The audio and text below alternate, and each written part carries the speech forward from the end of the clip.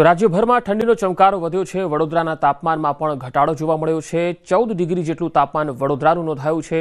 તાપમાનમાં 2 થી 3 ડિગ્રી હજુ પણ ઘટાડો થાય તેવી પૂરી શક્યતા છે। વડોદરા સહિત રાજ્યભરમાં ઠંડીનો ચમકારો જોવા મળ્યો। વડોદરાનું 15 ડિગ્રીની આસપાસ તાપમાન જોવા મળ્યું છે। તો ઠંડીનો ચમકારો વધતા રસ્તાઓ સુમસામ જોવા મળ્યા। રાત્રિ દરમિયાન અને વહેલી સવારે લોકો તાપણાનો સહારો લઈ રહ્યા છે। ડભોઈ, શિનોર, વાઘોડિયા, પાદરા, કરજણ સહિતના તાલુકાઓમાં ઠંડીનો ચમકારો જોવા મળ્યો। વધુ માહિતી મેળવીએ વડોદરાથી સંવાદદાતા હાર્દિક દીક્ષિત જોડાયા છે। હાર્દિક, વડોદરામાં ઠંડીને લઈને લોકો કેવો અહેસાસ કરી રહ્યા છે? બિલકુલ પંકજ, જો વડોદરા શહેરની ઠંડીની વાત કરીએ તો ગઈકાલે છેલ્લા 5 દિવસમાં 11 ડિગ્રીથી વધુ તાપમાનનો પારો ગગડીને 15.6 ડિગ્રી સુધી પહોંચી ગયો હતો અને આજે વધુ પારો ગગડીને તાપમાન 14 ડિગ્રી નોંધાયું છે। રાત્રિના તાપમાનમાં હજી પણ વધુ ઘટાડો થાય તેવી શક્યતાઓ જે છે તે હવામાન વિભાગ દ્વારા વ્યક્ત કરવામાં આવી છે। માત્ર રાત્રિનું તાપમાન નહીં પરંતુ હવે દિવસના તાપમાનમાં પણ આજે આંશિક ઘટાડો જે છે તે નોંધાયો છે। અને ખાસ કરીને વાત કરીએ તો વડોદરા શહેરના જે છેવાડાના વિસ્તાર છે ત્યાં ઠંડી જે છે તે પડી રહી છે અને સાથે સાથે તાલુકાઓની વાત કરીએ તો ગ્રામ્ય વિસ્તારની સ્થિતિ પ્રકારની છે કે લોકોનું ઘરની બહાર નીકળવું મુશ્કેલ થઈ ગયું છે, કારણ કે અસહ્ય ઠંડી જે છે તે પડી રહી છે અને ધુમ્મસની ચાદર છવાઈ છે।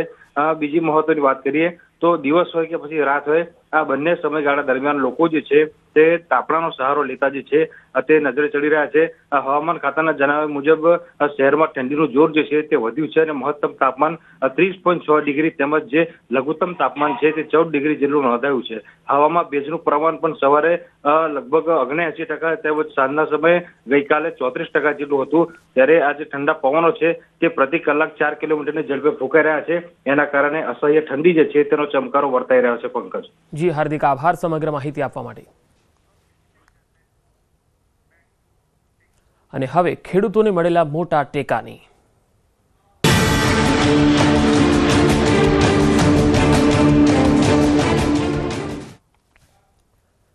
આજે ટેકાના ભાવે મગફળી ખરીદવાનો બીજો દિવસ છે। 50 ખેડૂતોની બીજા દિવસે ટેકાના ભાવે ખરીદી માટે બોલાવવામાં આવ્યા છે। વહેલી સવારથી જ ખેડૂતો ટેકાના ભાવે વેચાણ માટે જૂના માર્કેટિંગ યાર્ડ પહોંચ્યા। રાજકોટની આસપાસના અલગ અલગ ગ્રામ્ય વિસ્તારોમાંથી ખેડૂતો રાજકોટના માર્કેટિંગ યાર્ડ ખાતે આવી પહોંચ્યા છે। પ્રતિમણ મગફળીના ટેકાના ભાવ 1456 રૂપિયા મળી રહ્યા છે। ઓપન બજારમાં ખેડૂતોને 800 રૂપિયાની આસપાસ પ્રતિમણ મગફળીના ભાવ મળી રહ્યા છે।